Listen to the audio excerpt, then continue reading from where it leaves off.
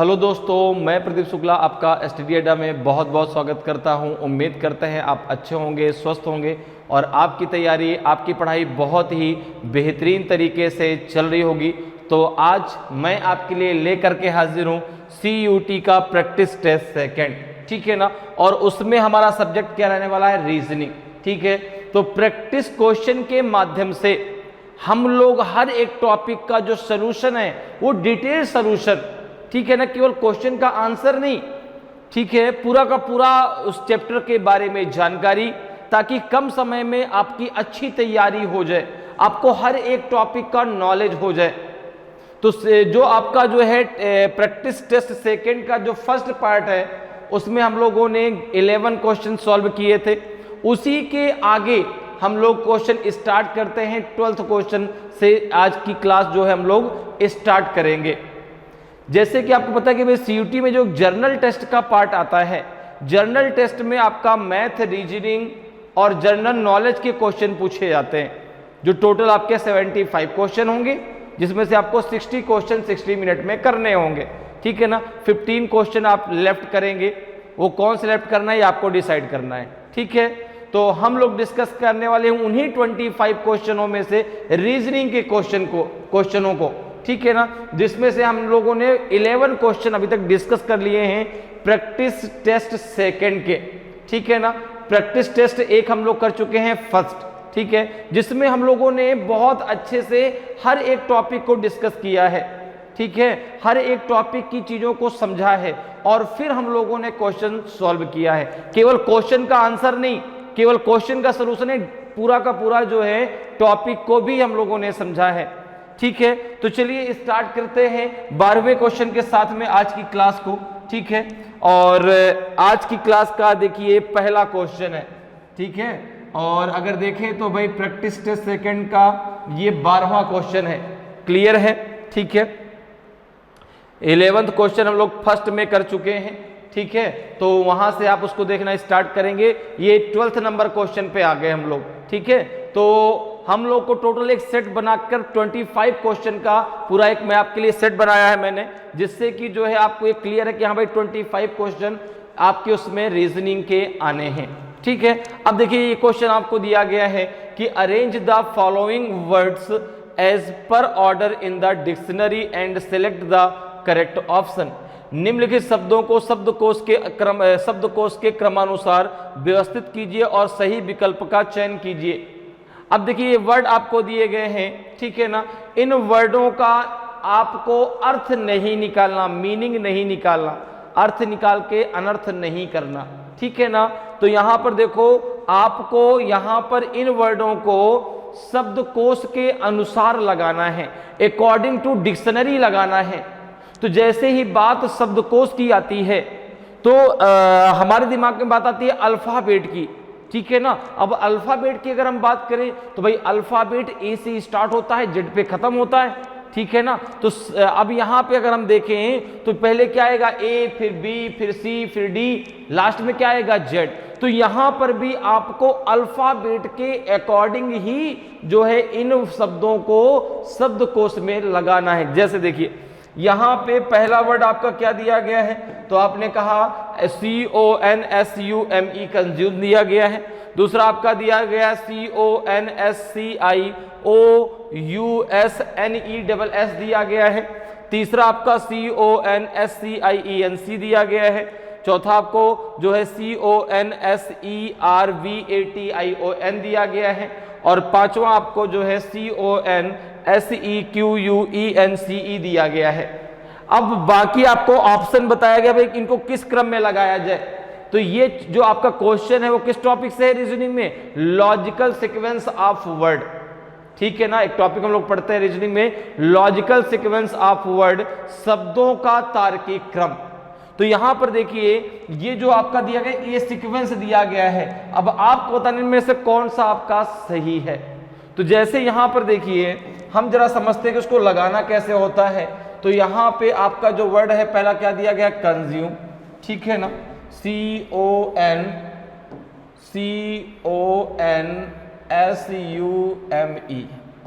ठीक है ना।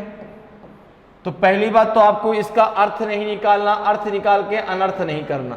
सेकंड क्या दिया गया है, सेकंड दिया गया है आपका जो है CONSCIOUNESS।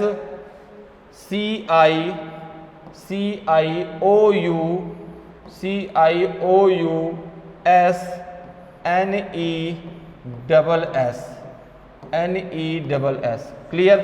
तीसरा वर्ड क्या दिया गया है, तीसरा वर्ड दिया गया है आपको CONSCIENCE,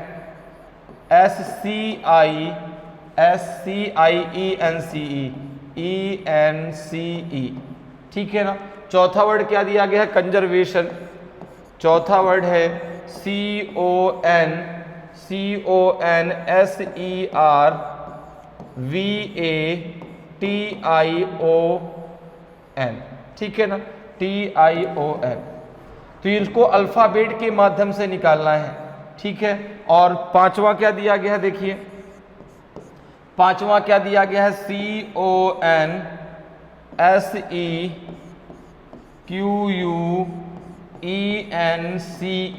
ठीक है ना। ये सारे वर्ड दिए गए।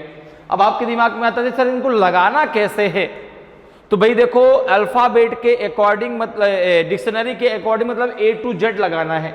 तो यहां पर जो है इनके अर्थ से हमें कोई मतलब, इनकी मीनिंग से हमें कोई मतलब नहीं है, ठीक है ना। हमको यहां पर कैसे लगाना जरा उसको समझो। देखो अब यहां पर देखिए इन पांचों वर्डों में देखिए कौन कहां तक जो है आपके अल्फाबेट कॉमन है। सबसे पहला काम क्या है कि आपको देखना है कि इन पांचों वर्डों में कहां तक अल्फाबेट कॉमन है। तो आपने कहा CONS, देखो यहां भी आपका CONS आया, यहां भी है, यहां भी है, यहां भी है और यहां भी है। तो यहां से आपने CONS तक में सबको क्या कर दिया, हटा दिया, सबसे CONS को कट कर दिया, ठीक है ना, क्योंकि ये पांचों में कॉमन है, ये पांचों में आपके कॉमन है। अब उसके आगे बढ़े तो यहां पर देखिए आपको पहले में क्या मिला, U मिला। पहले में क्या मिला आपको, U, दूसरे में C, तीसरे में C, चौथे में E और पांचवें में E। आपको कौन कौन से अल्फाबेट मिले, तो आपने कहा 3 अल्फाबेट मिले, एक U मिला, एक आपका I मिला और एक आपका E मिला, ठीक है ना भाई। 3 अल्फाबेट मिले, 2 में आपका I मिला, 2 में आपको E मिला, ठीक है। तो जैसे ही आपने कॉमन वाले अल्फाबेट को हटा दिया, उसके जैसे ही आप आगे बढ़े, यहाँ U, यहाँ C, यहाँ C और यहाँ आपका E, I नहीं C है, ये यहाँ पर आपको C मिला है, I नहीं, क्या मिला है, C और E। अब देखिए आप इन अल्फाबेट, इन तीनों अल्फाबेट में सबसे पहले कौन सा आएगा, इन तीनों अल्फाबेट में पहले कौन आएगा, C, फिर कौन आएगा, E, सबसे लास्ट में आएगा U। अब एक चीज अगर आप देखें तो C तो 2 में है, C 2 में है, तो आप उसके आगे बढ़ जाइए, आप उसके आगे बढ़ जाइए। देखिए C के बाद यहाँ क्या है, I है, C के बाद यहाँ क्या है, यहाँ भी I है, ठीक है ना। तो जब तक कॉमन है तब तक और आगे बढ़ते रहिए भाई। पहले C दोनों में कॉमन था तो C के आगे बढ़े, फिर दोनों में I कॉमन है, और आगे जरा बढ़े तो यहाँ पर देखिए O आया, यहाँ पे E आया, तो पहले E आएगा तो ये फर्स्ट पे आएगा, फिर O आएगा तो ये आपका सेकंड पे आएगा, ये आपका सेकंड पे आएगा, ठीक है ना। ये फर्स्ट और ये किस पे हो गया, सेकंड पे। अब देखो C के बाद कौन आएगा, E, तो E इन दोनों में है, दोनों में E कॉमन है। E के बाद देखो यहाँ पे R, यहाँ पे Q, तो पहले क्या आता है, पहले आपका R आता है कि पहले Q आता है, तो आपने कहा पहले Q आता है, तो ये हो जाएगा 3rd पे, ये हो जाएगा 4th पे और ये हो जाएगा आपका 5th नंबर पे, ये हो जाएगा 5th नंबर पे। बात मेरी समझ में आई।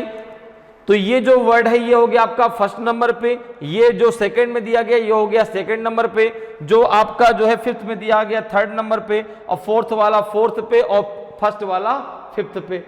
अब इनका सीक्वेंस किस प्रकार से हम बनाएंगे, तो सीक्वेंस बनाएंगे इनकी नंबरिंग के आधार पे। देखो सबसे पहले आया है 3, तो यहाँ पे देखो 3 आ गया, फिर 2nd पे आया है 2, तो 3 के बाद 2 आ जाएगा, फिर 3rd पे आया है आपका 5th, तो 5th आ जाएगा, फिर आपका क्या आ जाएगा, फिर 4th आ जाएगा और फिर 1st आ जाएगा। ये इसका लॉजिकल सीक्वेंस बनेगा, ठीक है ना। जो लॉजिकल सीक्वेंस है हम इस नंबरिंग से बनाते हैं, इस नंबरिंग से ध्यान रखना।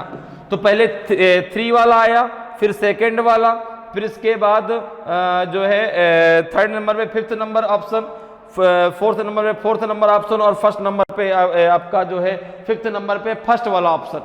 तो ये इसका लॉजिकल सीक्वेंस हो गया क्या, 3 2। अब देखो 3 2 2 में है, तो 3 2 5, तो 3 2 5 केवल आपका डी में है, 3 2 दोनों में, लेकिन यहाँ पे 5 है ना, तो यहाँ पे 5 आना चाहिए, 3 2 5 केवल डी में है, तो ऑप्शन डी आपका सही आंसर होगा। तो समझ में आया कैसे करना है, कैसे आप जो है शब्दों को शब्दकोश के अनुसार आप लगा सकते हैं, ठीक है ना। तो मीनिंग के आधार पे नहीं, अल्फाबेट के आधार पे आपको लगाना है, ठीक है ना, बहुत आसान है, ठीक है, छोड़ना नहीं है। ये नहीं कि आप सोचें सर इसका मीनिंग तो नहीं, मीनिंग नहीं निकालना है, अर्थ निकाल के अनर्थ नहीं करना है, डायरेक्ट अल्फाबेट से आपको वहां पे क्लियर करना है, ठीक है ना। तो ऑप्शन डी आपका सही आंसर हो जाएगा। नेक्स्ट क्वेश्चन पे आते हैं भाई। नेक्स्ट क्वेश्चन देखिए आपका, नेक्स्ट क्वेश्चन आपका जो है पिक्चर रीजनिंग से पूछा गया है, जिसे हम नॉन वर्बल रीजनिंग भी कह सकते हैं, ठीक है ना, जिसे हम जो है नॉन वर्बल रीजनिंग भी कह सकते हैं। तो ये क्वेश्चन आपका नॉन वर्बल रीजनिंग से पूछा गया है। देखिए क्वेश्चन कह रहा है कि from the given option select the one in which the given figure is exactly hidden और एम्बेडेड। दिए गए विकल्पों में से उसे चुने जिनमें दी गई आकृति बिल्कुल छिपी या अंतर्निहित है। तो देखो आपको यहां पर एक आकृति दी गई है, ये आकृति ए बी सी डी में से जो चार आपको डायग्राम दिए गए हैं, किसमें ये अंतर्निहित है ये आपको बताना है। ए में है कि बी में है कि सी में है कि डी में है। और जो आकृति यहां पर दी गई सेम वही आकृति यहां पर होनी चाहिए, ठीक है ना। उसमें कोई जो है ये नहीं कि नहीं सर इसमें कुछ यहां वहां हो जाएगा, नहीं, कोई कंप्रोमाइज नहीं। जो आकृति यहां पर दी गई है सेम वही आकृति आपको यहां पर मिलनी चाहिए। तो अब ऐसे क्वेश्चनों को आप कैसे करेंगे, ठीक है ना भाई। देखो अब यहां पर कोई ऐसा कॉन्सेप्ट तो है नहीं कि मैं कहूं भाई इसको याद कर लेना, यहां पे आए तो उसको टिक कर देना, क्योंकि आपको पता है कि भाई रीजनिंग जो है कोई सब्जेक्ट तो है नहीं, वो तो केवल एक थिंकिंग है जो आप सोचते हैं। अब यहां पर सोचना ही तो है भाई, यहां पर ये सोचना ही तो है। अल्फाबेट तो सबको आता है, अल्फाबेट की जैसी बात आती है रीजनिंग में, अल्फाबेट किसको नहीं आता, ए टू जेड सबको आता है, ठीक है ना। लेकिन उसका यूज कैसे करना है ये हम लोग रीजनिंग में सीखते हैं, ठीक है ना। चाहे कोई भी टॉपिक हो, आप रीजनिंग में जितने टॉपिक पढ़ते हैं, कोई भी टॉपिक ऐसा नहीं है जो आपने पहले नहीं पढ़ रखा, जिसके बारे में आपको जानकारी नहीं, ऐसा कोई टॉपिक नहीं है। सारे टॉपिक आप जानते हैं, हर चीज आप जानते हैं। चाहे वो डायरेक्शन की बात अगर करेंगे, डायरेक्शन में लेफ्ट राइट, लेफ्ट कैसे मुड़ना है, राइट कैसे मुड़ना है, आपसे बेटर कौन जान सकता है, आप सब जानते हैं, ठीक है ना। तो अब उन चीजों का यूज कैसे है, उनसे क्वेश्चन कैसे बनता है, इसलिए जब आप इंटर के बाद आगे बढ़ते हैं तो जैसे कंपटीशन की बात है रीजनिंग, तो रीजनिंग एक आप लोगों को नई चीज लगती है। तो नया इसलिए कि आपने वो सारी चीजें पढ़ तो रखी हैं, सारी चीजें आपको पता तो हैं, लेकिन अब उनसे क्वेश्चन भी बनता है ऐसे, ये आपको चीजें नहीं पता होती।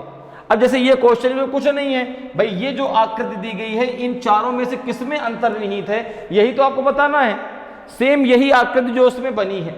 तो ऐसे क्वेश्चनों में आपको क्या करना है, जो आंसर नहीं हो सकता पहले उसको क्लियर करना है कि भाई ये तो आंसर हो ही नहीं सकता। तो जो आंसर होगा वो अपने आप आपसे कहेगा भैया मैं हूं आंसर, मुझे लगा दो आंसर। देखो कैसे, देखो यहां पे अगर मैं देखूं तो क्या फर्स्ट में मुझे ये आकृति देखने को मिलेगी, क्या फर्स्ट में ये आकृति देखने को मिलेगी। आपने कहा कि भाई अगर देखा जाए, देखो यहां पर ये तो मिल रहा है, ये आकृति तो मिल जाएगी ये वाली, ठीक है ना, इसके अलावा ये मिल जाएगा, लेकिन ये पार्ट तो नहीं मिलेगा, ये पार्ट तो नहीं मिलेगा, इसलिए फर्स्ट तो आपका गलत, फर्स्ट तो गलत है भाई। सेकंड की जरा चर्चा करते हैं, क्या सेकंड मिलेगा, आपने कहा नहीं सेकंड में भी नहीं मिलेगा, सेकंड में तो पॉसिबल ही नहीं है, ठीक है ना। क्या थर्ड में, फोर्थ में मिलेगा, थर्ड में एक बार देखो, थर्ड में अब देखो अगर फोर्थ की बात करें तो फोर्थ में भी पॉसिबल नहीं है, केवल एक ही ऑप्शन बचा, कौन सा, थर्ड। तो थर्ड में आंसर आपका होगा।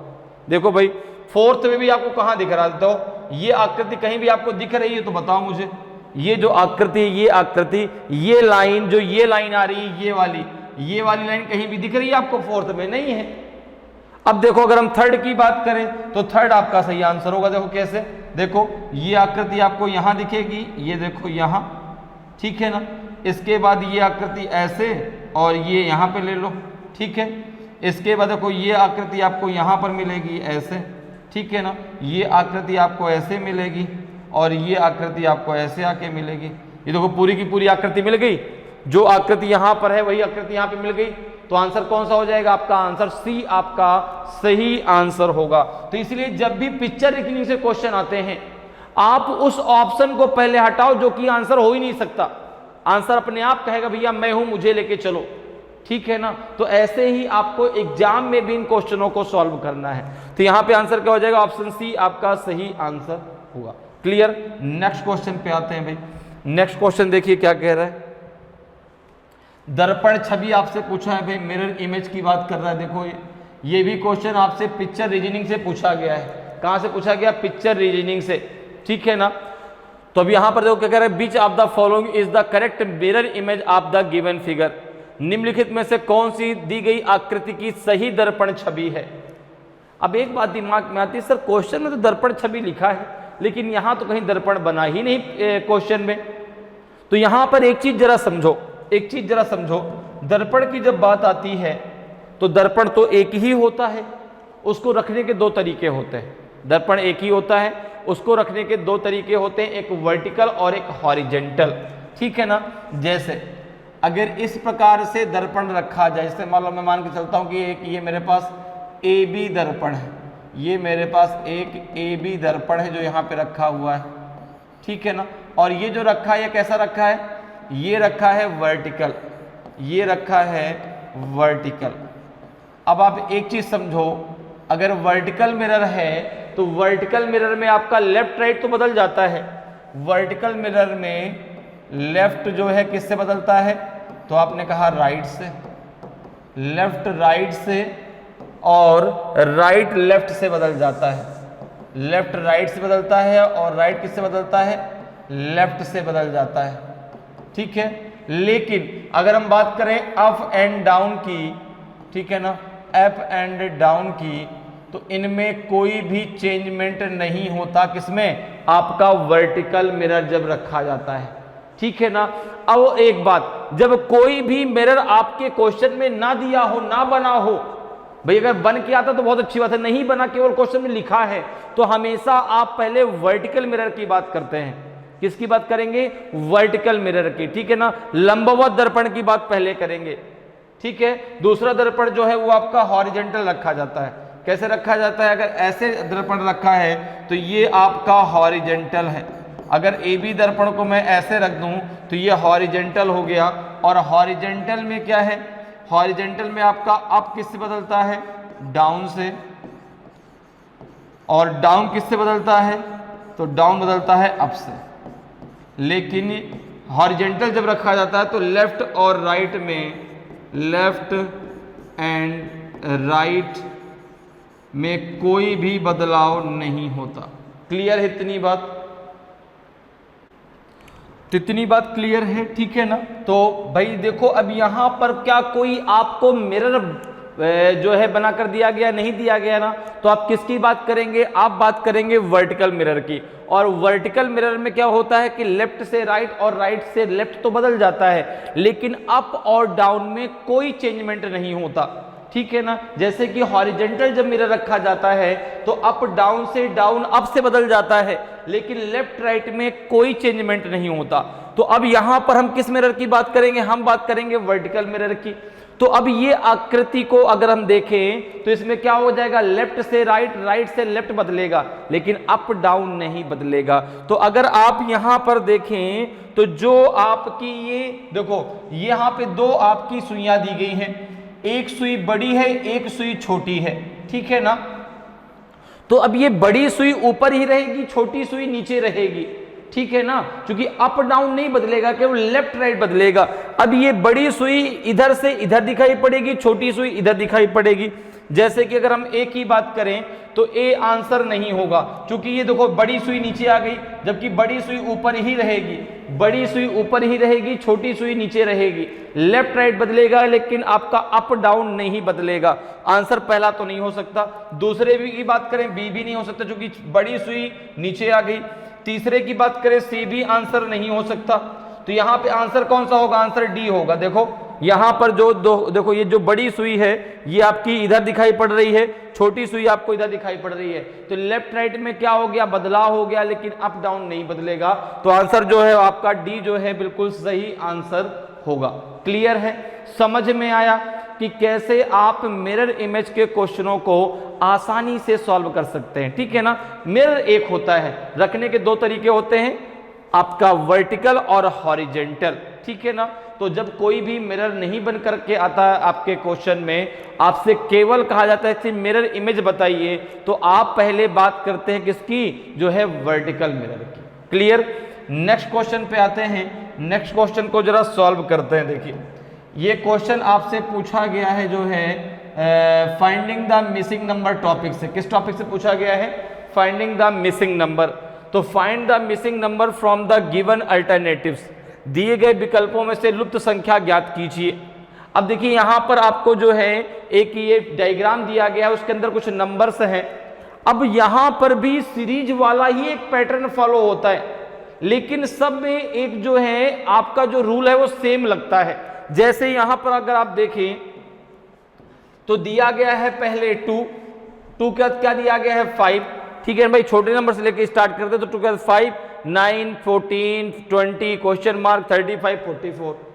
तो अगर हम यहां पर देखें भाई तो 2 से 5 कैसे आ सकता है? तो आपने कहा 2 से 5, तो आपने कहा प्लस का 3 कर दीजिए। ठीक है ना। तो अब देखो यहां से 5 से 9 कैसे आएगा? 5 से 9 कैसे आएगा? 3 के बाद 4 ऐड कर दीजिए। 9 से 14 कैसे आएगा? 5 ऐड कर दीजिए। तो 14 से आपका 20 कैसे आएगा? तो आपने कहा प्लस का 6 कर दीजिए। 20 से अब देखो एक चीज जरा समझो, यहां पे 3, 4, 5, 6 अब क्या ऐड होगा? 7। तो ये हो जाएगा 27। 27 में अब यहां पर ऐड होगा आपका 8, तो ये हो जाएगा 35। 35 में अब ऐड होगा आपका 9। 35 में अब ऐड होगा 9, तो ये हो जाएगा 44। देखो वहां पे 44 रखा हुआ है। तो ये देखो एक सीरीज चल रही है ना, यहां से 2 में 3 ऐड किया 5 आ गया, 5 में 4 ऐड किया तो 9 आ गया। 9 में जो है आपने 9 में कितना ऐड कर दिया? 9 में आपने 5 ऐड कर दिया तो ये हो गया 14 हो गया। 14 में आपने 6 ऐड कर दिया तो 20 हो गया। 20 में 7 ऐड कर दिया तो आपका 27। यहाँ 8 ऐड हो गया और यहाँ पे आपका 9 ऐड हो गया। ठीक है ना। स्टार्टिंग कहाँ से हुई? यहाँ से प्लस का 3 से, यहाँ पे प्लस का क्या हो जाएगा? आपका 4 हो जाएगा। क्लियर है? तो इस प्रकार से जो है पूरी एक ये सीरीज चल रही है। क्लियर? और यहाँ पे क्या आएगा? क्वेश्चन में 27 आ जाएगा। ऑप्शन ए आपका सही आंसर होगा। क्लियर है? क्या आएगा? 27 आएगा, तो ऑप्शन ए आपका सही आंसर होगा। क्लियर? समझ में आ रहा है कैसे? तो यहां पर देखो जो है हमने 2 से स्टार्ट किया और एक पूरी क्रम में सीरीज चल रही है। पहले 3, फिर आपका जो है 4, 5, 6, 7, 8 और 9। क्लियर? नेक्स्ट क्वेश्चन पे आते हैं। नेक्स्ट क्वेश्चन को जरा सॉल्व करते हैं भाई। नेक्स्ट क्वेश्चन देखिए आपका दिया गया है। सबसे पहले क्वेश्चन को एक बार रीड कर लेते हैं। ठीक है ना। तो क्वेश्चन जो आपको दिया गया है ये आपका दिया गया है किस टॉपिक से? डायरेक्शन टेस्ट से। Param was facing east when he started from home. He took 2 right turns and 1 left turn to reach his school. In which direction is he facing on reaching the school. जब परम ने घर से चलना प्रारंभ किया तो उसका मुख पूर्व दिशा की ओर था। उसने अपने स्कूल पहुंचने के लिए 2 दाएं और 1 बाएं मुड़ा। ठीक है ना। 2 बार दाएं और 1 बार बाएं मुड़ा। स्कूल पहुंचने पर उसका मुख किस दिशा की ओर है? नॉर्थ में है, ईस्ट में है, साउथ में है कि वेस्ट में है? तो अगर हम थोड़ा सा डिस्कस डायरेक्शन के बारे में कर रहे हैं तो यहां पर देखो डायरेक्शन की अगर हम बात करें तो आपके जो है 4 डायरेक्शन मेन होते हैं। ठीक है ना। लेकिन और 4 डायरेक्शन की अगर हम बात करें, देखो ये आपका होता है ईस्ट, ये होता है ईस्ट, ये होता है आपका वेस्ट, ये होता है आपका नॉर्थ और ये होता है आपका साउथ। ओके, ये आपके 4 मेन डायरेक्शन है। लेकिन हम रीजनिंग में टोटल 8 डायरेक्शनों की बात करते हैं। कितने डायरेक्शन की? 8 डायरेक्शनों की।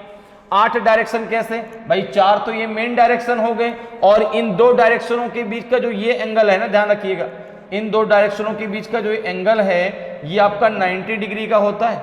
कितने डिग्री का? 90 डिग्री का। ये पूरा एंगल 90 डिग्री का है, ये भी पूरा एंगल 90 डिग्री का है, ठीक है ना। ये पूरा एंगल आपका 90 डिग्री का है, ठीक है।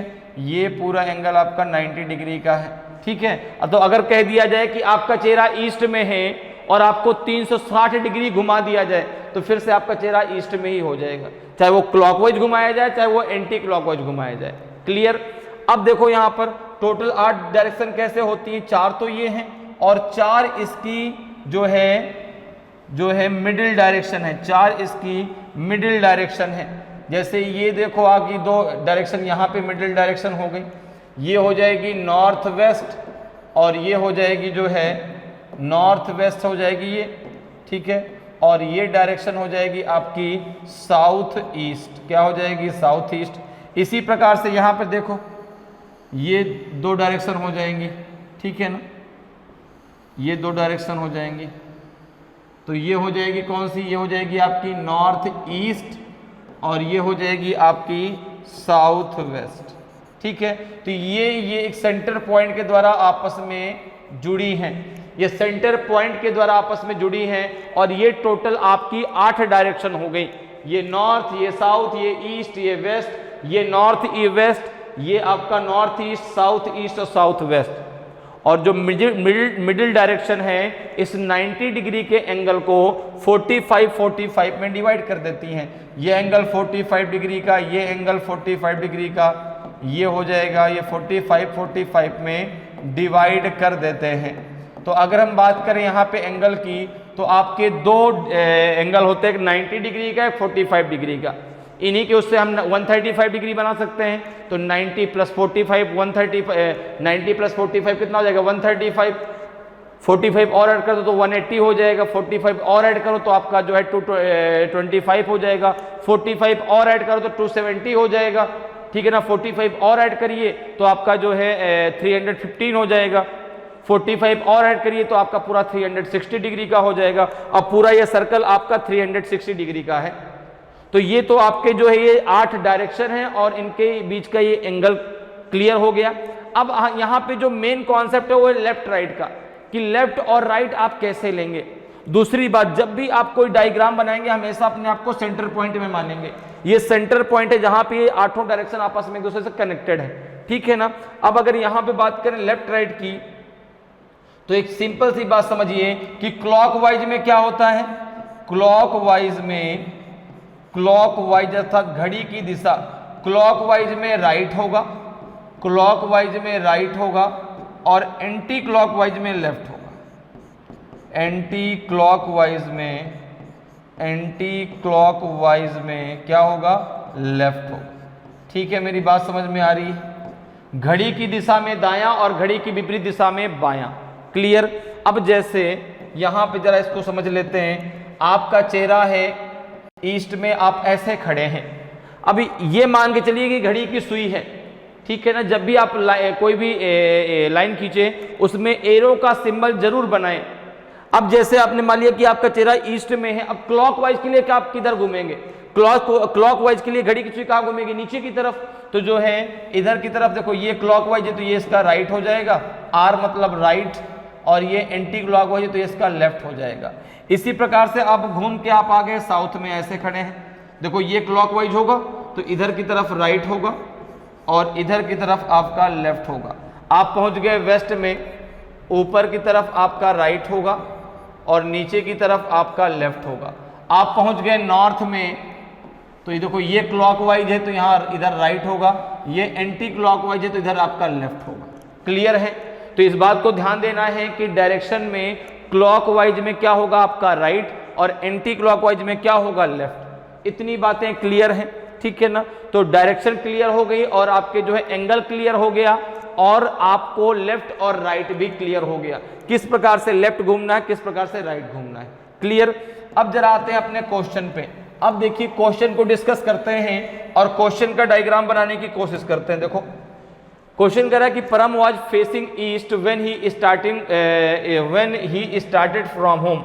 अब देखिए मैंने आपसे शुरुआत में कहा है कि जब भी आप किसी चीज को डायग्राम बनाएंगे तो हमेशा कहां से चलना स्टार्ट करेंगे, ईस्ट से, ठीक है ना, सॉरी सेंटर पॉइंट से। कहां से, सेंटर पॉइंट से, ईस्ट से नहीं, सेंटर पॉइंट से चलना जो है आप शुरू करेंगे, क्लियर है। तो देखिए उसका चेहरा है कहां भी, ठीक है ना, सेंटर हम लोग कहां से डायग्राम बनाना स्टार्ट करेंगे, हम उसका घर कहां पे मानेंगे, जो सेंटर पॉइंट है जहां पे 8 दिशाएं मिलती हैं। तो ये देखो सेंटर पॉइंट हो गया। अब जो है उसका चेहरा है कहां, पूर्व दिशा की ओर। जब वो घर में खड़ा था तो उसका चेहरा कहां है, पूर्व दिशा की तरफ। उसका चेहरा इस प्रकार से है, इधर की तरफ, ये पूर्व दिशा हो गई। अब कह रहा है कि वह जो है दिशा की ओर था, उसने अपने स्कूल पहुंचने के लिए 2 दाएं और 1 बार वह बाएं मुड़ा था, ठीक है ना। तो 2 बार वह राइट चलेगा। देखो तो जब इस प्रकार से वो चेहरा करके खड़ा है तो 1 बार ये राइट हो जाएगा, ठीक है ना, क्लियर है, समझ में आ रहा है, ठीक है। तो 2 बार उसको राइट मुड़ना है, तो 1 राइट, फर्स्ट राइट ये होगा, ठीक, सेकंड राइट आपका ये हो जाएगा। क्योंकि देखो जब फर्स्ट राइट वो मुड़ा तो वो आ गया कहां, साउथ में, वो कहां आ गया, साउथ में। इसके बाद ये सेकंड राइट ऐसे मुड़ेगा, दूरी तो कोई दी नहीं गई है तो आप अपने हिसाब से एक दूरी बना सकते हैं। और लास्ट में वह 1 बार बाएं मुड़ा, 2 बार लेफ्ट राइट मुड़ा ना, देखो 1 बार यहां से ये राइट मुड़ गया, ये राइट मुड़ गया। अब वह लेफ्ट मुड़ेगा तो वो जा रहा है कहां, वेस्ट में। वेस्ट में जब जा रहा है तो नीचे की तरफ आपका एंटी क्लॉकवाइज में लेफ्ट होगा ना, तो नीचे की तरफ मुड़ जाएगा और ऐसे मुड़ेगा। और ये दिशा कौन सी है, ये दिशा है आपकी साउथ। ये दिशा कौन सी है, ये दिशा है आपकी साउथ। और यही तो पूछ रहा है कि अब स्कूल पहुंचने पर उसका मुंह किस दिशा की ओर है। देखो स्कूल पहुंच गया ना, ये स्कूल है, और ये दिशा कौन सी है, चेहरा तो नीचे ऐसे है ना उसका, नीचे की तरफ, और नीचे की तरफ दिशा कौन सी होती है आपकी, साउथ। तो उसका चेहरा किस दिशा में है, दक्षिण दिशा में, साउथ डायरेक्शन में है। तो ऑप्शन सी आपका सही आंसर हो जाएगा, क्लियर है। तो जब वो है स्कूल पहुंचा तो उसका चेहरा किस दिशा में था आपका, उसका चेहरा था आपका जो है साउथ डायरेक्शन में, क्लियर, समझ में आया कि भाई यहाँ पे सेंटर पॉइंट था, उसका घर, जब वो घर में था तो जो है उसका चेहरा किधर था, पूर्व दिशा की ओर था। वह 2 बार आपका राइट मुड़ा, 1 बार, फिर 2 बार और 1 बार लेफ्ट मुड़ा। तो अब चेहरा किस दिशा में हो गया उसका, जो है साउथ में। इसको आप आसान और भी आसान तरीके से कर सकते हैं, ठीक है ना, डायग्राम को कम बना करके। तो एक बात याद रखिएगा कि भाई देखो ऐसा है कि डायरेक्शन में लेफ्ट और राइट दोनों एक दूसरे के अपोजिट होते हैं। तो डायरेक्शन में लेफ्ट से राइट आपस में कैंसिल हो जाते हैं, अर्थात जो दोनों मिलकर के चीजें 0 हो जाती हैं। तो एक चीज बताओ कि यहां पर दिया गया है, यहां पर देखो दिया गया है 2 बार राइट और 1 बार लेफ्ट। लेफ्ट से राइट क्या हो जाता, कैंसिल, एक ही राइट तो बचता। और आपका चेहरा कहां है, उसका चेहरा कहां है परम का, उसका चेहरा पूर्व की ओर है, 1 बार राइट घूमता कहां जाता, साउथ में, ठीक है ना। तो कम जो है डायग्राम बना करके भी आंसर आप दे सकते हैं, क्लियर है, चीजें क्लियर होनी चाहिए। तो डायरेक्शन में लेफ्ट से राइट आपस में कैंसिल हो जाते हैं, या कह सकते हैं दोनों मिलकर के जो उनकी वैल्यू आती है वो 0 हो जाती है, क्लियर है। तो इसका आंसर क्या हो जाएगा, ऑप्शन सी। नेक्स्ट क्वेश्चन पे आते हैं। नेक्स्ट क्वेश्चन का जरा आंसर देखिए भाई क्या आएगा। नेक्स्ट क्वेश्चन जरा डिस्कस करते हैं भाई। क्वेश्चन नंबर 17 में आ गए हम लोग। किस क्वेश्चन पे आ गए, क्वेश्चन नंबर 17, क्लियर है। 17 नंबर जो क्वेश्चन है वो आपका जो है पूछा गया है ब्लड रिलेशन से। किससे पूछा गया, ब्लड रिलेशन से। A's mother is the sister of B and has daughter C. How can A be related to B from among the following? A की माँ B की बहन है और उसकी पुत्री C है। निम्नलिखित में से A B से किस प्रकार संबंधित हो सकता है, son, uncle, daughter, none of these.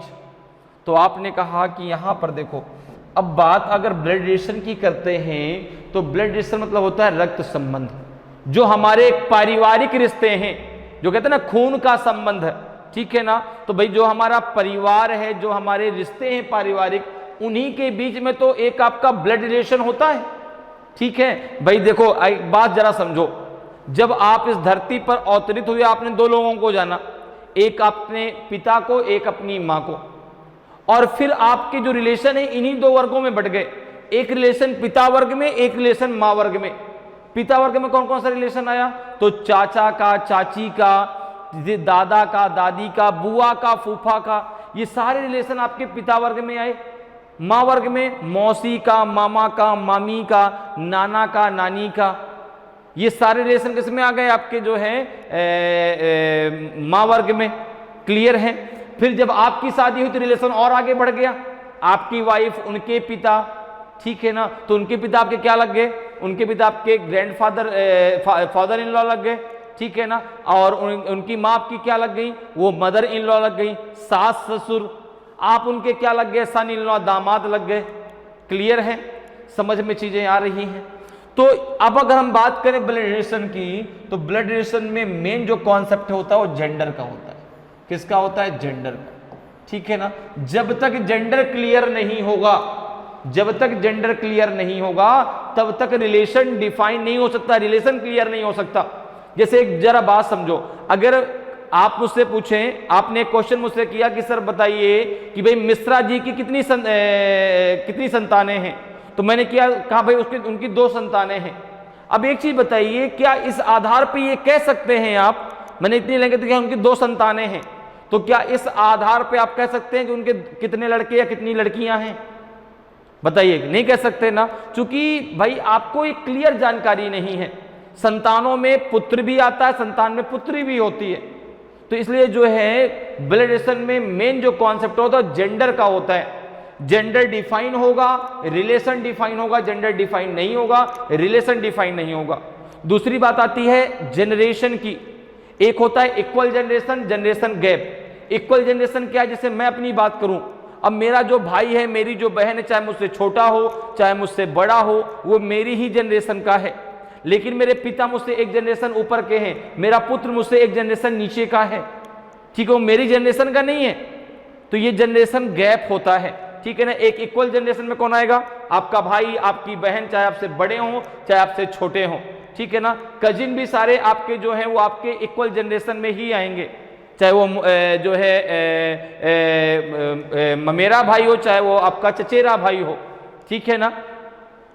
Hindi में वर्ड यूज होता है ममेरा भाई, चचेरा भाई, इंग्लिश में तो एक वर्ड यूज होता है कजिन, ठीक है ना। तो कजिन भी आपके ही जनरेशन में आएंगे, लेकिन आपके अंकल की बात हो जाए, आपकी आंटी की बात हो जाए, वो आपसे एक जनरेशन ऊपर है। आपके नीस की बात हो जाए, आपके नेफ्यू की बात हो जाए, वो आपसे एक जनरेशन नीचे हैं। क्लियर, समझ में चीजें आ रही हैं। तो जेंडर की अगर हम बात करें तो जेंडर जो है, एक देखो 2 ही जेंडर के बीच रिलेशन होता है, मेल और दूसरा फीमेल। मेल के लिए आप सिंबल यूज करेंगे प्लस, और फीमेल के लिए आप यूज करेंगे माइनस। जब तक जेंडर डिफाइन नहीं होगा तब तक जो है आप कोई भी सिंबल उसके ऊपर नहीं लगाएंगे। ब्लड रिलेशन में केवल एक ही ऐसा रिलेशन है, पति पत्नी का रिलेशन, जिसमें यदि किसी एक का जेंडर डिफाइन है तो दूसरे का जेंडर अपने आप डिफाइन कर सकते हैं, बाकी कोई रिलेशन ऐसा नहीं है, ठीक है। जैसे मैं कह दूं कि ए इज हस्बैंड ऑफ बी, तो आप बोलेंगे तुरंत कि बी इज वाइफ ऑफ ए। बाकी कोई भी ऐसा रिलेशन नहीं है जिसमें यदि किसी एक का जेंडर डिफाइन हो तो दूसरे का अपने आप कर सके। केवल ब्लड रिलेशन में पति पत्नी का ऐसा रिलेशन है, ठीक है ना, जिसे हम P² भी कह सकते हैं, पति पत्नी, ठीक है ना। केवल पति पत्नी का रिलेशन ऐसा जिसमें किसी एक का जेंडर डिफाइन है तो दूसरे का अपने आप कर सकते हैं। क्लियर। अब जरा देखो क्वेश्चन पे आते हैं। क्वेश्चन आपसे कह रहा है कि ए की जो माँ है, ए की माँ बी की बहन है। देखो आपने यहां पे ए बना दिया, ए की माँ कह रहा है एज मदर, तो अब मदर है तो भाई एक जनरेशन ऊपर की होंगी, तो हमने ऊपर उनको बना दिया। मदर है, हमने डिब्बा बनाया, उसके ऊपर माइनस लगा दिया, क्योंकि मदर है तो भाई फीमेल वर्ग में आएंगी, ठीक है ना। तो एज मदर, ठीक है ना, as mother is the sister of B. देखो सिस्टर ऑफ बी, तो यहां पे हमने बी को बना दिया। अच्छा, क्या बी का जेंडर डिफाइन है? भाई ए की माँ बी की बहन है, बी उसकी बहन है, कि बी जो है उसका भाई है, ये कुछ भी क्वेश्चन में नहीं दिया गया। तो ए की माँ बी की बहन है और उसकी पुत्री सी है। उसकी पुत्री कौन है? तो आपने कहा उसकी पुत्री सी है। उसकी पुत्री कौन है? सी है, ठीक है ना। ए की माँ बी की बहन है और उसकी पुत्री सी है। क्लियर। अब देखो पूछ रहा है कि तो बताइए कि ए बी से किस प्रकार संबंधित हो सकता है। अब ए का जेंडर भी मुझे डिफाइन नहीं है, ना तो मुझे बी का जेंडर डिफाइन है। क्या ए का जेंडर डिफाइन है कि ए जो है वह पुत्र है कि पुत्री है? मुझे कुछ भी पता नहीं है, ठीक है ना।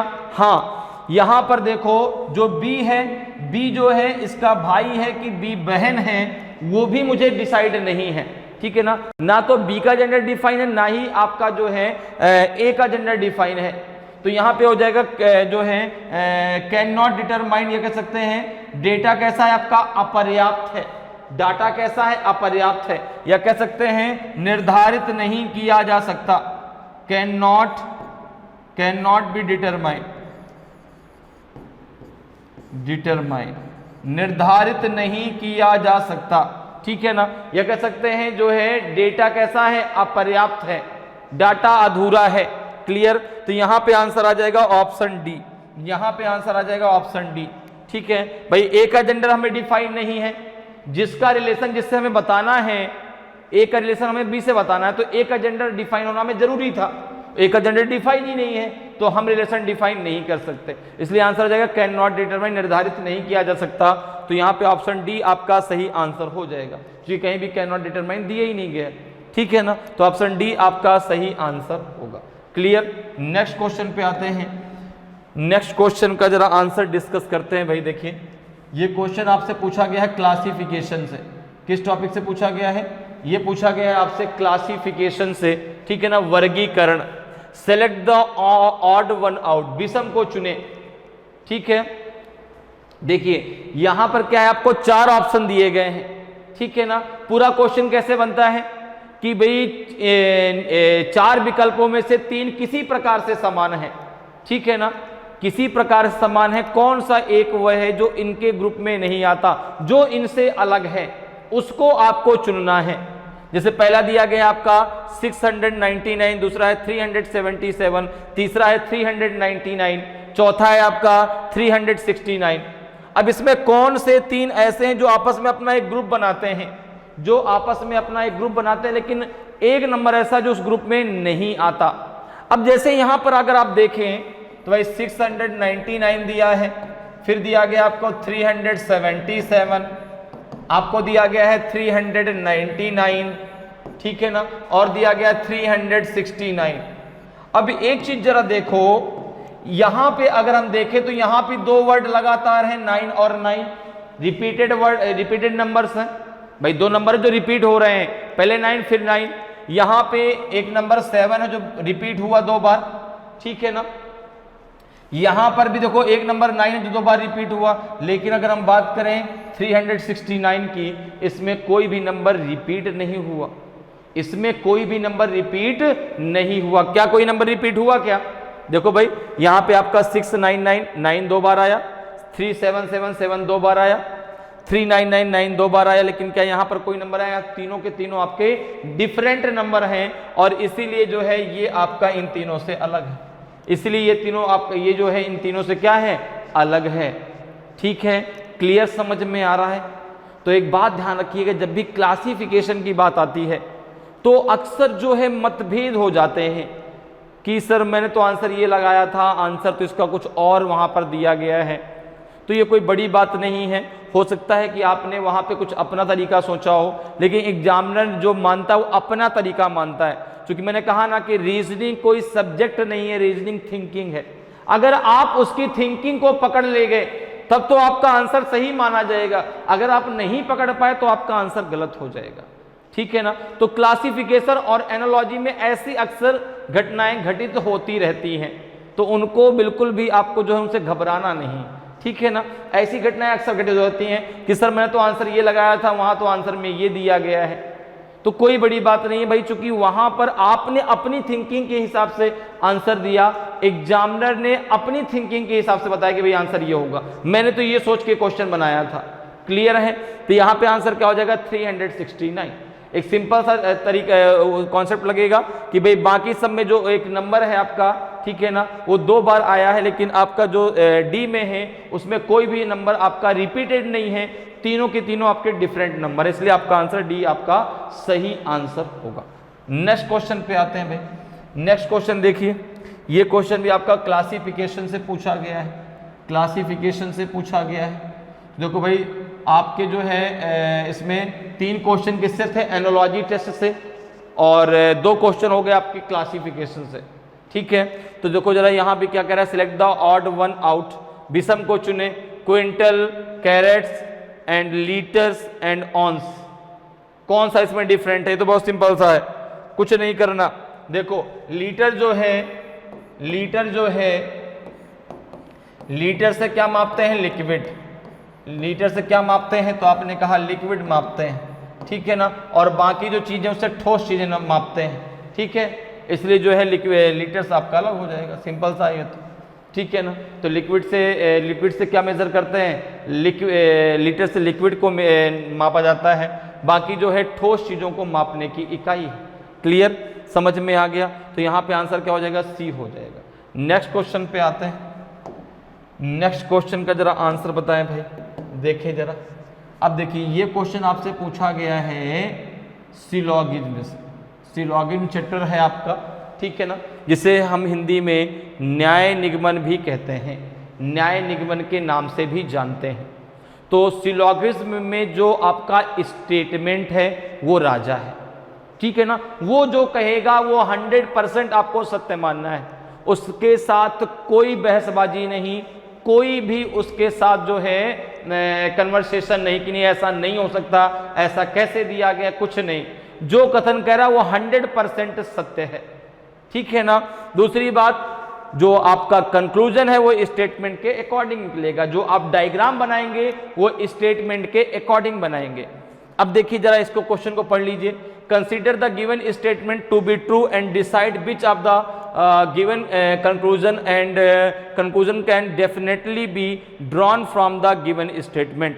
दिए गए कथन को सत्य माने और तय करें कि दिए गए कथन में से कौन सा निष्कर्ष निश्चित रूप से निकाला जा सकता है, ठीक है ना। अब देखिए स्टेटमेंट दिया गया आपको कि सम पेपर्स आर नोट्स, कुछ पेपर नोट है, सम नोट्स आर डॉक्यूमेंट्स, कुछ नोट दस्तावेज है। तो कंक्लूजन है पहला कि सम नोट्स आर पेपर, कुछ नोट पेपर हैं। दूसरा है कि सम डॉक्यूमेंट्स आर नोट्स, कुछ दस्तावेज नोट हैं। अब जो आपको आंसर देना है वो ए बी सी डी में देना है। ए कब देना है कि बहुत फर्स्ट एंड सेकंड फॉलो तो ए दीजिए, ओनली सेकंड फॉलो तो आप बी दीजिए, और neither first nor second follow तो आंसर सी दीजिए, और ओनली फर्स्ट फॉलो तो आंसर डी दीजिए। तो आंसर जो आपको देना है वो ए बी सी डी के उसमें देना है।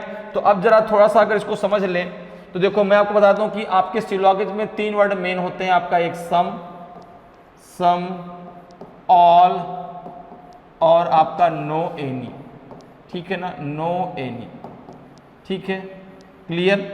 सम के लिए डायग्राम कैसे बनता है, जैसे स्टेटमेंट अगर हम ले लें यहाँ पे कि जैसे कह दिया जाए some A are B, some A are B, तो सम के लिए जो है इस प्रकार से बनेगा कि ये ए का सर्कल हो गया, ये बी का सर्कल हो गया, सम ए आर बी, कुछ ए बी है। तो जितना आपसे कहा जाता है, जितनी जानकारी आपको बताई है, तो उसी के बारे में आप 100% कह सकते हैं। जो उसके बाद जिसके बारे में आपको जानकारी नहीं है वो आपका कांट से में आता है, भाई नहीं कह सकता, हमें नहीं पता। तो यहाँ पर देखो कुछ सम के लिए ये डायग्राम बनेगा। अगर बात की जाए कि यहाँ पे स्टेटमेंट दिया हो आपका कि all A are B, all A are B, तो यहाँ पे डायग्राम ऐसा बनेगा, ये ए हो गया, ये बी हो गया, ऑल ए आर बी, सभी ए बी हैं। तो ए का जो है पूरा का पूरा भाग किसके अंतर्गत आएगा, बी के अंतर्गत आ जाएगा।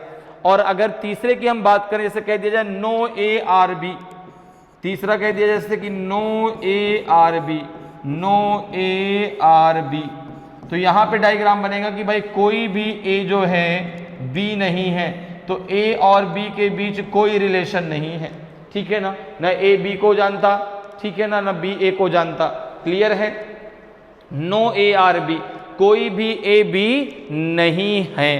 क्लियर? समझ में बात आ रही है? तो ये तीन वर्ड है, सम, ऑल और नो एनी, ठीक है, जिसका डायग्राम हम लोग इस प्रकार से बना सकते हैं।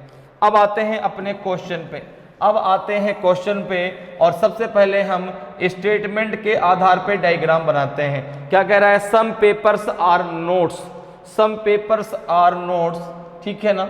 तो यहां पे आपने पेपर बना दिया सबसे पहले, ये हो गया paper. Some paper are notes, तो ये हो जाएगा नोट्स, ठीक है ना। फिर क्या कह रहा है? सम नोट्स आर डॉक्यूमेंट, ये हो गया आपका document. Some notes are document. तो जैसा आपका कथन कह रहा था उसके अकॉर्डिंग हमने डायग्राम बना दिया। अब एक चीज जरा सोचिए, क्या डॉक्यूमेंट का पेपर से कोई रिलेशन दिख रहा है? तो स्टेटमेंट में तो नहीं कहा गया कि भाई डॉक्यूमेंट पेपर को जानता भी है, जान सकता है, वो बात अलग है। भाई हमसे जितना कहा गया उस आधार पे हमने डायग्राम बना दिया कि some paper are notes, some notes are document. तो इस आधार पे ये डायग्राम आपका बन गया। अब देखो आ जाओ कंक्लूजन पे। पहला कंक्लूजन क्या कह रहा है? आपने कहा पहला कंक्लूजन है कि some notes are paper, some notes are paper, बिल्कुल सही है। तो ये भाई एक चीज बताओ कि जब सम पेपर आर नोट्स है तो सम नोट्स आर पेपर है, कुछ पेपर नोट है, हमको बताया गया, तो कुछ नोट पेपर है, ये क्या हो गया? 100% सही है। दूसरा क्या कह रहा है? दूसरा कह रहा है कि सम डॉक्यूमेंट्स आर नोट्स। तो जब कहा गया कि सम नोट्स आर डॉक्यूमेंट, तो सम डॉक्यूमेंट्स आर नोट, ये भी आपका सही है। तो दोनों के दोनों आपके सही हैं। तो ऑप्शन आपका ए जो है सही आंसर हो जाएगा कि both first and second follow, दोनों अनुसरण करते हैं, पहला और दूसरा। तो ऑप्शन ए आपका सही आंसर होगा। क्लियर? नेक्स्ट क्वेश्चन पे आते हैं। नेक्स्ट क्वेश्चन देखिए भाई, नेक्स्ट क्वेश्चन आपसे सीरीज से पूछा गया है, सीरीज से पूछा गया है। सीरीज का मतलब यहां पर भी आपको जो है क्वेश्चन मार्क पे क्या आएगा? एक क्रम से चलना है। जैसे आपको पता है कि भाई 1 के बाद 2 आएगा, 2 के बाद 3 आएगा, 3 के बाद 4 आएगा, तो आगे मुझे बताने की जरूरत नहीं, आगे आपको पता है कि भाई 5 ही आएगा। तो वही चीज यहां पर भी है, सीरीज में आपको क्रम बताना है। अब यहां पर आपको क्या दिया गया है? 5, 11, 21, 43, 85। अगला नंबर क्या होगा ये आपको बताना है। 170 होगा, 171 होगा, 181 होगा, 185 होगा। कौन सा आपका सही आंसर होगा इन चारों में? तो भाई अब यहां पर आपको जो है वह क्रम ढूंढना है, वह मेथड ढूंढना है जो यहां पर लगाया गया, ठीक है ना। अब यहां पर देखो क्या है भाई, जैसे हम बात करें तो यहां पे कोई भी मेथड हो सकता है। यक्स का ये जैसे मान लो कोई वैल्यू यक्स है, यक्स का स्क्वायर माइनस कुछ भी हो सकता है, ठीक है ना। कोई ये नहीं कि नहीं सर यही मेथड वहां पे लगाएंगे, क्या? ऐसा नहीं है। सीरीज अगर एक बार आपको समझ में आ जाए कि हाँ यहां पर ये मेथड अप्लाई हो रहा है, तो आप उसके पीछे भागिए। बहुत ज्यादा उसके पीछे आपको भागने की जरूरत नहीं है, लेकिन हाँ ये भी नहीं कि आप कोशिश ही ना करें उसको लगाने की, ये भी नहीं है। अब देखो यहां पर अगर हम बात करें तो यहां पर हमें क्या करना है? सबसे पहले 5 से 11 लाना है, फिर 11 से 21 लाना है, 21 से 43 लाना है, 43 से 85 लाना है, फिर वही तरीका हम लगा के यहाँ पे क्वेश्चन मार्क को फिल करना है। तो अब एक चीज जरा सिंपल से सोचिए, 5 में हम ऐसा क्या करें कि 11 आ जाए। आपने कहा एक तरीका सिंपल सा है, अगर 5 में हम 6 ऐड कर दें, 5 में हम क्या कर दें? 6 ऐड कर दें। सबसे पहले हम सबसे सिंपल तरीकों को आजमाते हैं, ठीक है ना, अर्थात इनके बीच के डिफरेंस को देखते हैं। तो भाई देखो यहाँ पे कितना ऐड हुआ? 6 ऐड हुआ। यहाँ पे कितना ऐड होगा? तो आपने कहा 10 ऐड होगा, ठीक है ना। यहाँ पे कितना ऐड होगा? तो आपने कहा यहाँ पे ऐड हो जाएगा आपका 22 ऐड हो जाएगा नहीं हो जाएगा, ठीक है ना। और यहाँ पे कितना ऐड होगा? यहाँ पे ऐड हो जाएगा आपका 3 2 5 4 4 8, तो 42 ऐड हो जाएगा। क्लियर? अब देखो यहाँ कुछ और भी हो सकता है। आपने कहा यहाँ पे 6 4 10 है, 6 4 10, यहाँ पे कितना है? 12 है, यहाँ पे कितना है? 12, और यहाँ कितना? 20, यहाँ पे 20 है। अच्छा यहाँ कितना है? तो आपने कहा 8 4 12, 12 8 20, अब एक चीज देखो, अगर यहाँ पे हम देखें तो यहाँ पे 20 8 28, ठीक है ना। तो यहाँ पे क्या है, यहाँ पे आपको 28 इसमें ऐड करना होगा, किसमें 42 में, ठीक है ना। यहाँ पे कितना ऐड होगा, 28 ऐड होगा, क्यों, क्योंकि 20 + 8 28 आ जाएगा। 42 में अगर 28 हम ऐड करते हैं कितना हो जाएगा, ये 8 2 10 0 और 4 2 6 1 7, 70 आपको यहां पर ऐड करना होगा, किसमें 85 में। जरा 85 में 70 ऐड करके देखिए, 85 में जरा 70 ऐड कर दीजिए तो 5 8 7 15 155 आना चाहिए। क्या 155 आपका ऑप्शन में दिया गया, नहीं दिया गया भाई, यही तो हुआ। देखो यहाँ पे भाई क्या, देखो 8 4 12 12 8 20, तो 20 8 28, 28 यहाँ पे आना चाहिए, 28 ऐड होना चाहिए किसमें, 42 में। तो 28 जब 42 में ऐड हो जाएगा तो 70 आ जाएगा, 70 ऐड होना चाहिए 85 में, क्योंकि देखो इसमें 43 में 42 ऐड किया 85 में अगर हम 70 ऐड करते हैं कितना आ जाएगा आपका 155 तो ऑप्शन में दिया नहीं गया। तो तरीका तो गलत नहीं था, लेकिन हमारा जो आंसर है जो हमें चाहिए वो नहीं मिला, तो कुछ और सोचना पड़ेगा। तरीका हमारा गलत नहीं था, कुछ और सोचना पड़ेगा हमें अब, ठीक है ना। अब जरा देखो क्या कर सकते हैं, और कुछ सोचते हैं भाई, और क्या तरीका हम यहाँ पे लगा सकते हैं। आपने कहा तरीके तो बहुत हो सकते हैं भाई, यहाँ पे देखो जरा 85, अब देखो क्या हो सकता है। अब यहाँ पर अगर मल्टीप्लिकेशन की बात करें, भाई कॉन्सेप्ट तरीका हमारा गलत नहीं था, कॉन्सेप्ट हमारा गलत नहीं था, लॉजिक हमारा गलत नहीं था, लेकिन उस लॉजिक से हमारा आंसर नहीं आ रहा, क्योंकि आंसर हमें वही चाहिए जो ऑप्शन में दिया गया है। अब जरा देखो क्या कर सकते हैं यहाँ पे हम, आपने कहा 5 2 जा 10 + 1 है ना, यहाँ क्या हो जाएगा 11 2 जा 22 -1 हो सकता है बिल्कुल।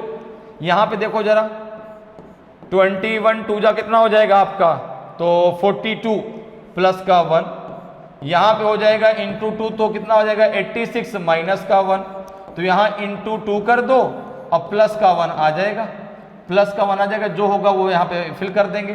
तो 85 इंटू 2 कितना हो जाएगा, तो आपने कहा 2 पंचा 10 और 2 8 16 1 17, ठीक है ना।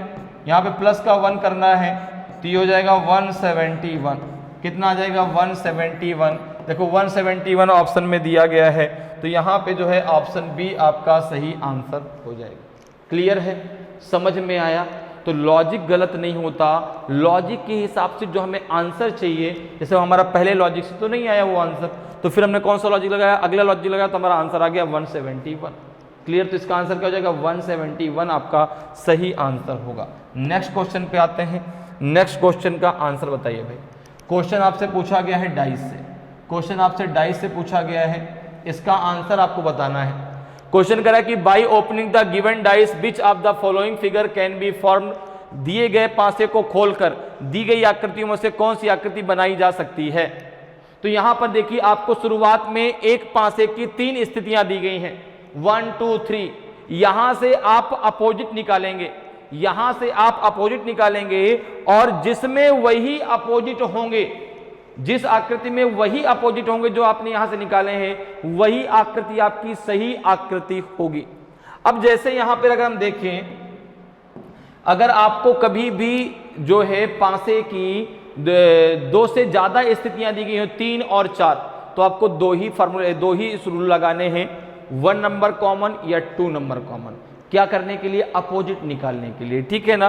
तो यहां पर देखो, अगर मैं बात करूं फर्स्ट और सेकंड की, फर्स्ट और सेकंड में क्या आपका कोई 1 नंबर कॉमन है, आपने कहा बिल्कुल 2 कॉमन है। अब देखो अगर मैंने फर्स्ट और सेकंड ले लिया, फर्स्ट एंड सेकंड ले लिया, क्योंकि सबसे पहली बात हमारे दिमाग में क्या आती है, क्या हमें तीनों स्थितियां यूज करना पड़ेगा, कोई जरूरी नहीं है, कोई जरूरी नहीं कि आप तीनों स्थितियां यूज करें, आप केवल 2 का यूज करके अपना आंसर निकालिए।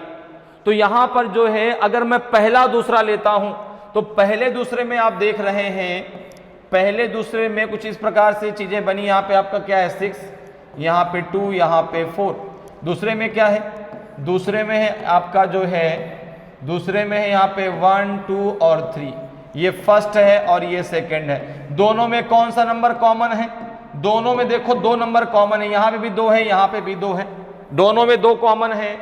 अब देखो 2 नंबर भी कॉमन है और 2 की सरफेस भी कॉमन है, 2 की सरफेस भी कॉमन है, तो डायरेक्ट आप कह सकते हैं कि 6 का अपोजिट क्या होगा, 6 का अपोजिट 1 होगा, 4 का अपोजिट 3 होगा और 2 का अपोजिट 5 हो जाएगा। क्योंकि आपको पता है कि भाई 6 नंबर टोटल होते हैं, 6 नंबर टोटल होते हैं और उन 6 नंबर में आपके 1 to 6 आपको क्लियर रहते हैं। तो यहाँ पे एक नंबर जो आपको नहीं दिखा रहा है वो 5 है और 2 का अपोजिट क्या हो जाएगा, 5 हो जाएगा। आप चाहें तो इसको घुमा करके भी आंसर निकाल सकते हैं। देखो कैसे, दोनों में कौन सा नंबर कॉमन है आपका 2, 2 को बेस मान के दोनों को क्लॉकवाइज घुमाइए तो 2 के बाद 6 आएगा, पहले में 6 के बाद 4 आएगा। देखो ये क्लॉकवाइज होगा, ऐसे ये क्लॉकवाइज। यहाँ 2 मान के जरा क्लॉकवाइज घुमाइए तो 2 के नीचे 2 रखो, 2 के बाद 1 आएगा, 1 के बाद आपका 3 आएगा, 6 का अपोजिट 1, 4 का अपोजिट 3, 2 का अपोजिट हो जाएगा 5। अब एक चीज दिमाग में आती है कि अगर मैं दूसरा और तीसरा ले लूं तो क्या आंसर अलग आएगा क्या? अगर मैं दूसरा और तीसरा ले लूं तो क्या आंसर अलग आएगा? देखो मैं आपको अभी दिखाता हूं निकाल करके। दूसरा और तीसरा लेकर के, दूसरा और तीसरा अगर हम लेते हैं तो यहां पर देखो, अगर आप दूसरे तीसरे में देखें तो दोनों में कौन सा नंबर कॉमन है आपका 3। दोनों में कौन सा नंबर कॉमन है आपका 3 कॉमन है। 3 दोनों में, अब क्या वो सतह भी कॉमन है क्या? नहीं, सतह कॉमन नहीं। इसमें सतह कॉमन थी, देखो इसमें सतह कॉमन थी लेकिन इसमें सतह डिफरेंट है, इसमें सतह कॉमन नहीं है। तो आप अब यहां पे डायरेक्ट आंसर नहीं दे सकते, अब आपको यहां पे घुमाना ही पड़ेगा। तो देखो 3 जरा यहां पे लिखो। अगर हम पहले को देखो 3 के बाद क्या आएगा आपका 2 के बाद क्या आएगा 1, दूसरे का तो 3 के बाद क्या आएगा आपका 5 के बाद क्या आ जाएगा 6। देखो 2 का अपोजिट 5, 1 का अपोजिट 6, 3 का अपोजिट क्या हो जाएगा 4। तो आंसर सबसे वही आएगा, किसी भी 2 को आप ले लीजिए, ठीक है ना। इसलिए मैंने शुरुआत में आपसे कहा कि यदि 2, 3 या 4 स्थितियां आती हैं तो हमारे दिमाग में एक बात आती है, क्या सभी स्थितियां यूज करना होगा? कोई जरूरी नहीं है, ठीक है ना। तो अब यहां पर देखो कहा गया कि भाई कौन सा आपका ये चारों में से बनाया जा सकता है। तो जो अपोजिट आपके यहां निकल के आए 6 का 1, 4 का 3, 2 का 5, वही यहां भी चाहिए। तो जब इस प्रकार का आपका ओपन डाइस बनता है, देखो यहाँ पे इस सतह के अपोजिट ये सतह होती है, तो 2 का अपोजिट 1 है, 2 का अपोजिट 1 है ही नहीं, तो आपका आंसर ए होगा ही नहीं। क्योंकि यहाँ पर जब इस प्रकार से बनता है तो ये सतह इसके अपोजिट, ये सतह इसके अपोजिट और ये सतह इसके अपोजिट होती है, ध्यान रखना। इसमें इस प्रकार से देखो यहाँ पर भी यही होगा, 5 का जहाँ 1 है ये सतह अपोजिट होगी, 6 का ये होगा, 3 का 4 होगा। तो क्या ये है क्या? आपने कहा 3 का 4 तो है लेकिन 5 का 1 नहीं है, ये भी आंसर नहीं होगा। इसमें देखो 6 का 1 है, 4 का 3 है, 2 का आपका 5 है, ये आंसर हो जाएगा, ये आंसर हो जाएगा। क्योंकि देखो यहां पर वही आपका निकला, 3 का क्या है 4, यहां भी 3 का 4 है, ठीक है ना। और 6 का कितना है 1, तो 6 का वहां भी 1 है, 4 का 3 यहां भी है। क्लियर? चौथा भी चेक करो, चौथे में गलत होगा। देखो 1 का आपका 3 आ रहा है इसलिए गलत। तो आंसर जब आपका क्या हो जाएगा, सी आपका सही आंसर हो जाएगा। क्लियर? नेक्स्ट क्वेश्चन पे आते हैं। नेक्स्ट क्वेश्चन जरा डिस्कस करते हैं भाई, क्या है देखिए। अगले क्वेश्चन में आपसे पूछा गया है कि find the number of triangle in the given figure. Counting of figure से क्वेश्चन पूछा गया है। आपसे कहा गया कि भाई दी गई आकृति त्रिभुजों की संख्या ज्ञात कीजिए। कितने त्रिभुज हैं इस आकृति में? 10 हैं, 24 हैं, 22 हैं कि 20 हैं। तो आपको इस डायग्राम में जो है ट्रायंगल काउंट करना है। तो देखिए भाई इसको कैसे आप आसानी से सॉल्व कर सकते हैं, जरा उसको डिस्कस कर लेते हैं। तो ये जो क्वेश्चन आपसे पूछा गया काउंटिंग ऑफ फिगर टॉपिक से, ठीक है ना। अब देखो आपसे कहा गया ट्रायंगल काउंट करने के लिए, तो एक सिंपल सी चीज याद रखो, ठीक है ना, कि जब ट्रायंगल में, ठीक है ना, जब कोई भी ट्रायंगल आपको दिया गया है हो और ट्रायंगल में अगर कोई भी आपकी वर्टिकल लाइन खींची गई हो, जैसे इसको हमने 2 पार्ट में डिवाइड कर लिया, इसको हमने 2 पार्ट में डिवाइड कर लिया। एक पार्ट तो देखो यहां से, एक पार्ट यहां से ऊपर वाला, एक पार्ट नीचे वाला।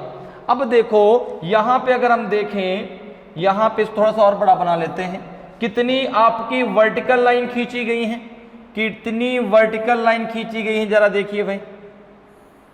अगर मैं बात करूं कितनी वर्टिकल लाइन खींची गई, तो आपने कहा 1 2 3, ठीक है। देखो 1 2 एंड ये 3 वर्टिकल लाइन खींची गई है।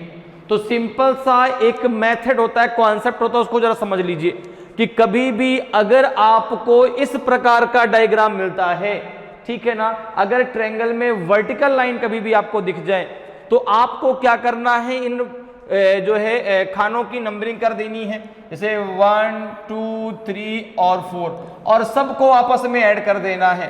1 + 2 + 3 + 4, तो 4 3 7 2 9 1 10। टोटल कितने ट्रायंगल हो गए? 10 ट्रायंगल हो गए। दोनों कितने टोटल कितने ट्रायंगल हो गए? इस वाले ऊपर वाले पार्ट से 10 ट्रायंगल, उसी प्रकार से नीचे वाले पार्ट से भी 10 ट्रायंगल होंगे। देखो ये आपका 1 2 3 एंड 4, तो यहां पर भी जब आप करेंगे 1 + 1 + 2 + 3 + 4, तो ये भी आपका हो जाएगा 10। तो टोटल ट्रायंगल कितने होंगे? टोटल ट्रायंगल कितने होंगे? टोटल ट्रायंगल कितने होंगे? तो आपने कहा ये हो जाएगा आपका 10 + 10, ठीक है ना, ये तो हो जाएगा आपका 20। अब जरा देखो, अब उन ट्रायंगल की बात करते हैं जो छुपे रुस्तम ट्रायंगल हैं। जैसे कि देखिए एक ट्रायंगल ये होगा, यहां से इसको डिवाइड कर दीजिए तो एक ट्रायंगल आपको ये दिखेगा, ये वाला देखो, ये ट्रायंगल ये दिखेगा।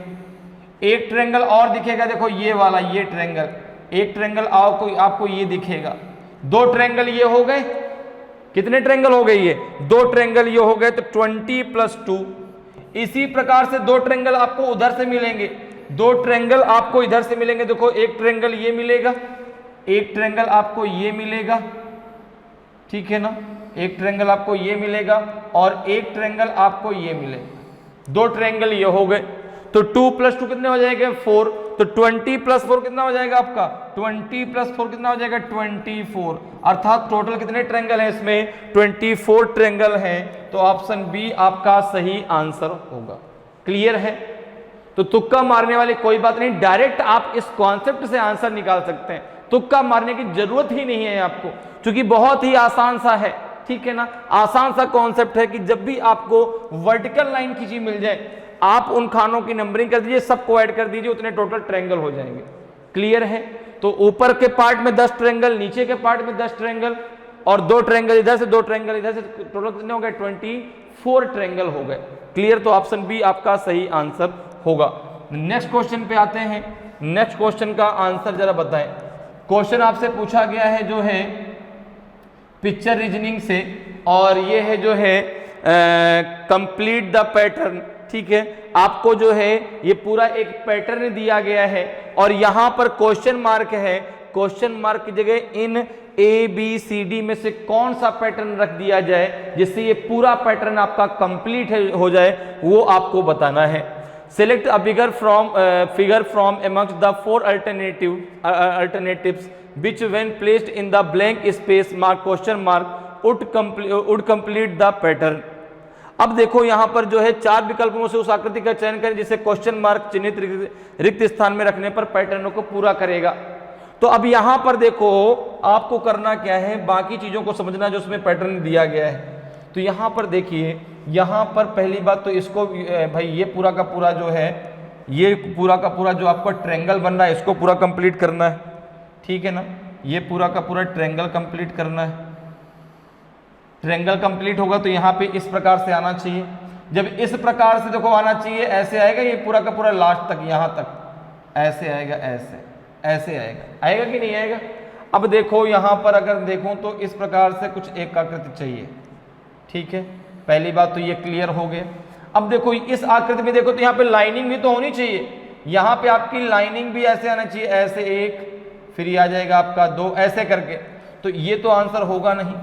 क्या आंसर बी हो सकता है? आपने कहा कि बिल्कुल हो सकता है, ठीक है ना। देखो यहाँ पे ये स्पेस है, बिल्कुल हो सकता है। क्या आंसर सी हो सकता है? आपने कहा कि बी और सी में दोनों में सिमिलरिटीज है, ठीक है ना। क्या आपका आंसर डी होगा?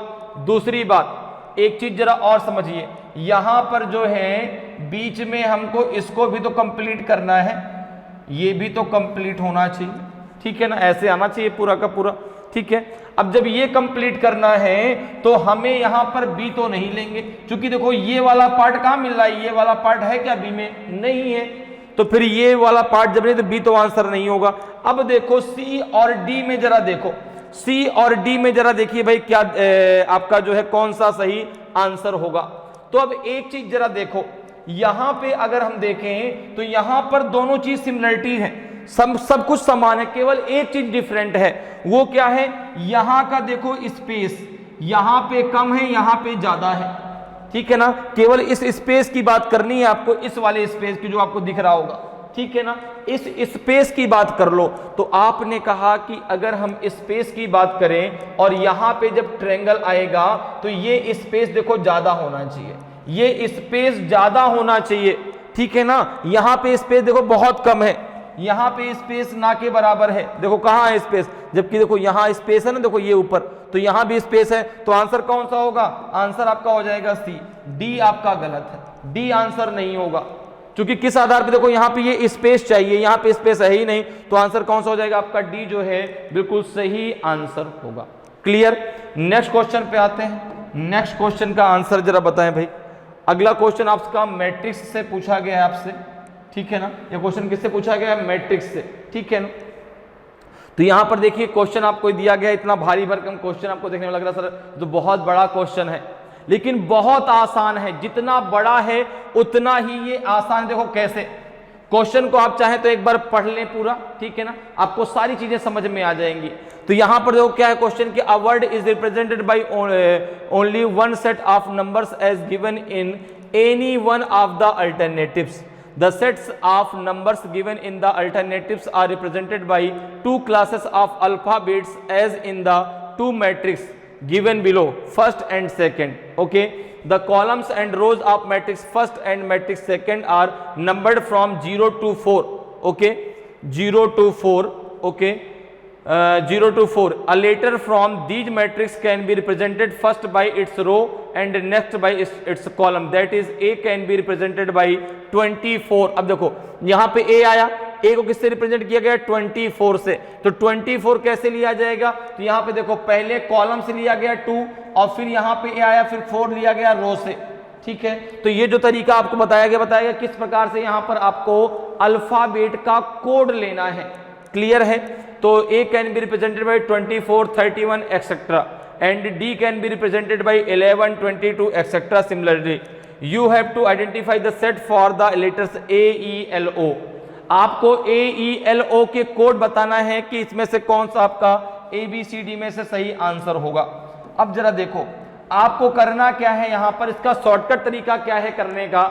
जैसे मैं अगर यहां पे अलग अलग कोड की बात करूं तो पहले मैं एक एक कोड निकालूं। एक एक कोड क्या हो सकते हैं? देखो पहले में A यहां पे आएगा तो 0 0 हो जाएंगे, यहां से 0, यहां से 0।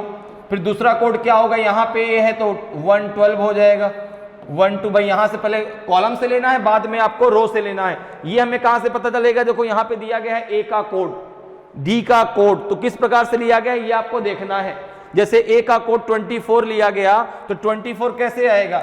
24 कैसे आएगा? पहले यहां से 2 लिया गया, अब यहां पे 4 लिया गया, तो यहीं पर देखो यहां पे 2 और यहां पे 4, तो 24 भी A का कोड है, ठीक है ना। यहां पे आ जाओ तो 31 भी A का कोड होगा, यहां पे आ जाओ तो आपका जो है 43 भी A का कोड होगा। अब आपको क्या करना है, ऐसे में तो बहुत टाइम लगेगा कि पहले आप कोड निकालें फिर उसका जो है ऑप्शन से मिलान करें, तो आप डायरेक्ट ऑप्शन से मिलान करते जाइए। जैसे आपने कहा कि शुरुआत में तो सब एक एक कोड दिए गए हैं, 31, 43, 12, तो आपने कहा 31 भी है, 43 भी है, 12 भी है। अभी चारों के चारों ऑप्शन हो सकते हैं, अभी चारों के चारों ऑप्शन हो सकते हैं, जिसमें किसी एक का कोड नहीं मिलेगा वो ऑप्शन नहीं होगा, ठीक है। अब जरा देखो एक के बाद क्या आता है? ई। एक के बाद क्या आपसे पूछा गया है? ई। अब ई की बात करें तो ई का कोड क्या होगा? देखो 01, ए का कोड ई का कोड है 01। आपने कहा पहले में दिया गया है 00, पहला वाला आंसर नहीं होगा क्योंकि 00 किसका कोड है? ए का। ई का कोड 00 हो ही नहीं सकता, देखो 01 होगा, तो पहला ऑप्शन गलत। 01 है, बिल्कुल है। 34 है क्या? देखो जरा 3 यहां है, 4 यहां है, बिल्कुल 34 भी है, ठीक है ना। क्या आपका 30 है क्या? 30 जरा चेक करो, तो आपने कहा 3 और 0, नहीं 30 नहीं है, तो ऑप्शन जो है आपका डी भी नहीं होगा, ऑप्शन डी भी आपका गलत हो गया। समझ में आ रहा है ना भाई? ई का कोड देखो यहाँ पे जो है 00 नहीं है, 30 यहाँ पे दिया, 30 हमने चेक किया, देखो 3 और 0, 30 में तो 30 तो डी का कोड है, तो इसलिए आपका डी भी आपका गलत हो गया। अब जरा अगले में आ जाइए, ई के बाद एल दिया है, ई के बाद एल। अब दो ही ऑप्शन बचे हैं बी और सी, दो ही ऑप्शन आपके पास बचे हैं बी और सी। ए और डी आपके गलत हो गए, तो अब ए और डी में तो आपको नजर ही नहीं डालनी।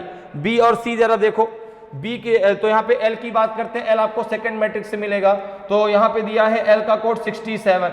क्या 67 एल का कोड है? आपने कहा 67 बिल्कुल है, 67 एल का कोड है।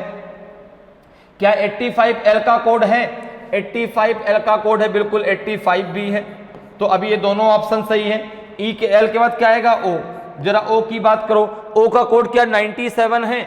आपने कहा नहीं, ओ का कोड तो 95 है, 97 है ही नहीं, तो ये गलत हो गया। आंसर कौन सा सही हो जाएगा? आंसर आपका जो है सी वाला बिल्कुल सही आंसर होगा। 57 देखो होगा 5 और आपका 7, देखो 57 है ओ का कोड, तो आंसर कौन सा हो जाएगा? ऑप्शन सी आपका सही आंसर होगा। ठीक है, तो सबसे आसान तरीका क्या है कि यहां से ऑप्शन से देखते जाइए, यहां से कोड मिलाते जाइए, तुरंत आपका आंसर आ जाएगा। ठीक है ना, इस क्वेश्चन को, मैट्रिक्स क्वेश्चन को करने का ये सबसे आसान तरीका है। क्लियर है? तो उम्मीद करते हैं कि आज क्लास आपको बहुत अच्छे से समझ में आई होगी। आज जो हम लोगों ने डिस्कशन किया है वो बहुत अच्छे से आपका क्लियर हुआ होगा। अगर आज की क्लास आपको अच्छी लगी हो, आज का वीडियो आपको अच्छा लगा हो और अभी तक आपने वीडियो को लाइक नहीं किया तो वीडियो को लाइक जरूर करें। अगर आप नए हैं और अभी तक आपने चैनल को सब्सक्राइब नहीं किया तो चैनल को सब्सक्राइब जरूर कर लें, ताकि आपको क्लास की जानकारी समय समय पर मिलती रहे और आपकी तैयारी बेहतरीन तरीके से चलती रहे। तो आज के लिए इतना ही, फिर मिलेंगे। जय हिंद, जय भारत।